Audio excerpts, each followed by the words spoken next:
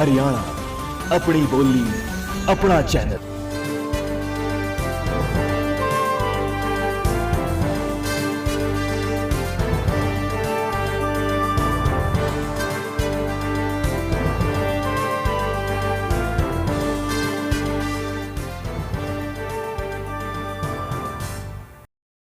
इस वक्त India news Haryana की चुनावी चौपाल कुरुक्षेत्र में लगाई गई है, जहां पर मेरे साथ विभिन्न राजनीतिक दलों के नुमाइंदे मौजूद है, मेरे साथ पब्लिक भी मौजूद है। उनसे रुझान जानेंगे आखिर किन मुद्दों को लेकर वो लोग इस बार लोकसभा चुनाव में मतदान करने वाले हैं। राजनीतिक दलों के जो नुमाइंदे उनसे भी बात करेंगे कि आखिर किस तरह से लोगों के बीच में वो जाएंगे। सबसे पहले कांग्रेस के जो नेता है मेरे साथ मौजूद, उनसे बात करेंगे। जी आप बताइए, किन मुद्दों को लेकर आप चुनाव मैदान में हैं?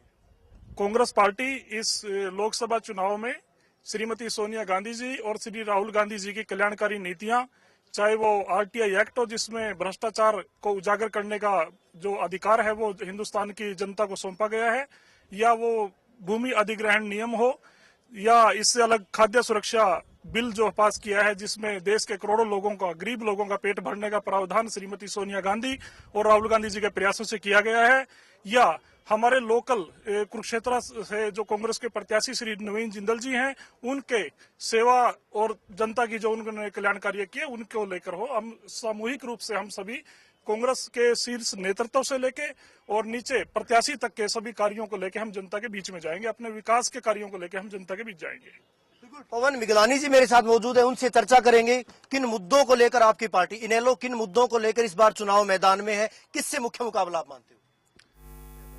हमारा मुकाबला इस बार किसी भी दल से नहीं है। हमारे हरियाणा प्रदेश के अंदर 10 की 10 जो सीटें हैं वो इंडियन नेशनल लोकदल की पार्टी जीतेगी। हमारा मुख्य मुद्दा जो है, पिछले 9 वर्षों से हरियाणा प्रदेश के अंदर और 10 वर्षों से केंद्र में कांग्रेस की सरकार है।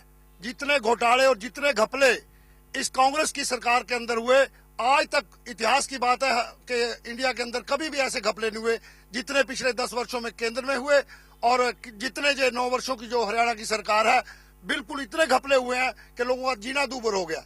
जब हमारा यहाँ पे प्रदेश के अंदर सरकार थी तो केवल थानेसर विधानसभा के अंदर 950 बच्चे हमने नौकरियों पे लगवाए थे। आज ये बता दे कि कितने बच्चे पिछले 9 वर्षों में इस थानेसर विधानसभा क्षेत्र के या कुरुक्षेत्र के अंदर लगे हैं। तो जिंदल साहब भी पिछले 10 वर्षों से यहाँ पे एमपी हैं। बताए कौन सा विकास का कार्य इस कुरुक्षेत्र के अंदर हुआ है। इन सभी मुद्दों को लेकर हम जनता के बीच में जाएंगे। हमारा मुकाबला किसी पार्टी से नहीं है। हमारी हरियाणा प्रदेश के अंदर हम 10 की 10 सीटें जीतेंगे। बिल्कुल, कांग्रेसी नेताओं से इन बातों का जवाब लिया जाएगा। जिस तरह से जो बातें कही गई हैं कि रोजगार के नाम पर क्या दिया गया है। मेवा सिंह आर्य जी आम आदमी पार्टी से मेरे साथ मौजूद है। केजरीवाल जी की लहर कितनी कारगर साबित होगी हरियाणा में? मेवा सिंह जी, हरियाणा में नहीं, मैं सारे भारत वर्ष की बात करता हूँ। ऑल इंडिया में अरविंद केजरीवाल की लहर कोई नहीं चल रही है।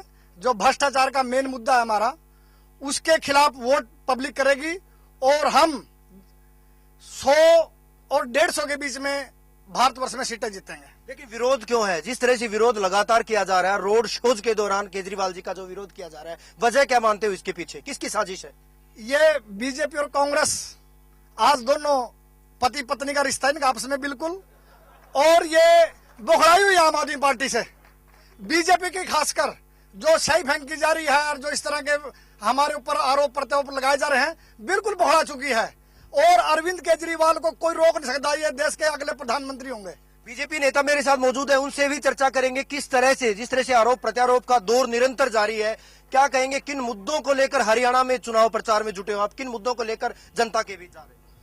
देखिए, आज तो मुद्दा सबसे बड़ा देश का जो है वो भ्रष्टाचार है, महंगाई है, और इसको देखकर लगता है जनता ने सबसे पहले बगैर वोट डाले ही नरेंद्र मोदी को प्रधानमंत्री चुन लिया है। लेकिन आपकी पार्टी में तो कैंडिडेट ही नहीं है। दूसरी पार्टी से जो कैंडिडेट आए हैं, उधार के कैंडिडेट दिए जाने की बात कही गई। ये भारतीय जनता पार्टी का अपना संगठन है। जिसको भी पार्टी चुनाव लड़ाएगी उसके पीछे सारे कार्यकर्ता लगेंगे, चाहे वो कैंडिडेट नया है चाहे पुराना है, लेकिन कैंडिडेट तो भारतीय जनता पार्टी का कमल के फूल पर लड़ रहा है। बगावत क्यों? भिवानी महेंद्रगढ़ की बात की जाए, सोनीपत की बात की जाए, बगावत के सुर मुखर हुए हैं काफी। देखिए, थोड़ा बहुत रिजेंटमेंट कार्यकर्ताओं में होती है, लेकिन सबको मना लिया गया है और सभी अपने ट्रैक पे हैं, सभी अपना काम कर रहे हैं। लेकिन पुराने कार्यकर्ता जो थे, पुराने नेता थे, उनकी कहीं न कहीं अनदेखी के आरोप लगे हैं, टिकटें बेचने के भी आरोप लगाए गए हैं। देखिए वो बड़ा गलत निराधार आरोप है। ऐसा कोई, ये तो विरोधी पार्टी कांग्रेस है, इनेलो है, इस टाइप के जो हमारे राजनीतिक दल हैं वो प्रचार करते हैं। अदरवाइज भारतीय जनता पार्टी ने जो भी टिकटें दी हैं, संगठन ने, उस महापंचायत ने फैसला हुआ है। कोई एक व्यक्ति भारतीय जनता पार्टी में टिकटों का फैसला नहीं करता, पूरा पार्लियामेंट्री बोर्ड उसमें फैसला करता है और पूरा पार्लियामेंट्री बोर्ड डिसाइड करता है कि किसको टिकट मिलेगी, कौन चुनाव लड़ेगा। कुरुक्षेत्र से एक निर्दलीय प्रत्याशी भी मेरे साथ मौजूद। जी, आपका नाम? दिलबाग सिंह गुलिया। दिलबाग जी, क्या कहेंगे? जिस तरह से विभिन्न राजनीतिक दल निरंतर दावे करते हैं कि वो सरकार बनाएंगे, वो मतदाताओं के वोट हासिल करेंगे, आप किन आधारों पर जनता के बीच में है, किन मुद्दों को लेकर जनता के बीच में? मुझे ये लगता है कि आज ये जो राजनीतिक दल हैं ये सारे एक हो गए हैं। पहले कांग्रेस पार्टी थी, आज बीजेपी। कांग्रेस बीजेपी में शामिल होगी, दोनों पार्टियां एक होगी, दोनों मिलकर जनता को बेवकूफ बना रही हैं, लंबे चौड़े वादे करती हैं। आज कुरुक्षेत्र में भाई नवीन जिंदल ने पिछले लंबे समय से दो फैक्ट्रियां लगा के बेरोजगारी खत्म करने का एक वादा किया था। एक गोदाम भी उन्होंने यहाँ नहीं खोला, किसी एक बेरोजगार को रोजगार नहीं दिया। ये किसान बाहुल्य क्षेत्र है, यहाँ किसानों के लिए कोई सुविधाएं नहीं है, रोड नाम की चीज नहीं है, विकास का कोई मुद्दा इन लोगों ने यहाँ रखा नहीं है, कोई विकास के काम नहीं किए हैं। हमें ये लगता है कि अब पहले कांग्रेस ने इस प्रदेश को, देश को लूटा है, अब वो कांग्रेसी बीजेपी में मिलकर दोनों मिलकर लूटेंगे। दोनों भाई भाई हो गए हैं और जनता इस बात को समझ चुकी है कि कल की कांग्रेस आज की बीजेपी हो गई है। तो इन सब लोगों को चुनाव में 10 तारीख को जनता सबक सिखाएगी। कल की कांग्रेस आज की बीजेपी हो चुकी है। जी, आप बताइए। ये गलत निराधार आरोप हैं भारतीय जनता पार्टी के। देखो, एक धर्मवीर को छोड़कर सारी, क्योंकि धर्मवीर जी वहां पर पार्टी को लगा कि जिताऊ उम्मीदवार अब की बार मात्र केवल हर एक कार्यकर्ता, बीजेपी का छोटे से छोटा और बड़े से बड़ा कार्यकर्ता भी ये चाहता है कि अब की बार नरेंद्र मोदी प्रधानमंत्री बने।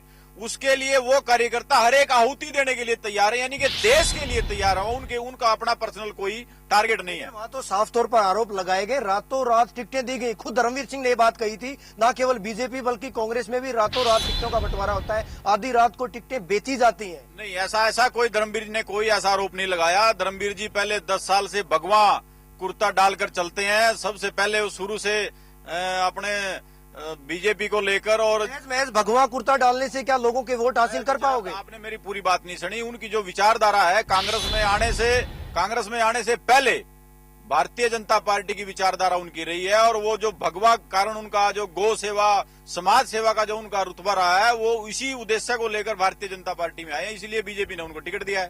बिल्कुल, कांग्रेसी नेताओं से बात करेंगे। वजह क्या है आपकी पार्टी को नेता छोड़कर जा रहे हैं? सत्ता लोलुपता कहें इसको या टिकट मिलने की चाहत, क्या कहेंगे? मैं सबसे पहले मेरे भाई बीजेपी के जवाब देना चाहूंगा कांग्रेस की तरफ जो इन्होंने आरोप लगाए हैं। मैं ये कहना चाहता हूं कि जिस पार्टी के शीर्ष नेतृत्व ने, जैसे मेरे भाई ने गुरमीत सिंह जी ने बोला कि टिकट हाईकमान ने बांटे हैं बीजेपी के, और जिस बीजेपी पार्टी का जो आदर्श है वो अगर धर्मवीर जैसे नेता हों, तो मैं इन भाइयों से, पूरी देश की जनता से ये कहना चाहूंगा कि मोदी क्या देश को नेतृत्व सौंप सकते हैं जिसका आदर्श जो धर्मवीर जैसे लोग हों। ये एक नेता की बात करते हैं। मैं बताना चाहता हूं कि राव इंद्रजीत सिंह गुड़गांव में कहां से पैदा हुए। रमेश कौशिक जैसे व्यक्ति जिसको कांग्रेस ने कोई एक छोटे से पद की जिम्मेवारी, आपकी पार्टी के नेता क्यों कांग्रेस छोड़ रहे हैं? कैंडिडेट खुद लड़ने को तैयार नहीं है। कांग्रेस एक समुद्र है और उसमें हर तरीके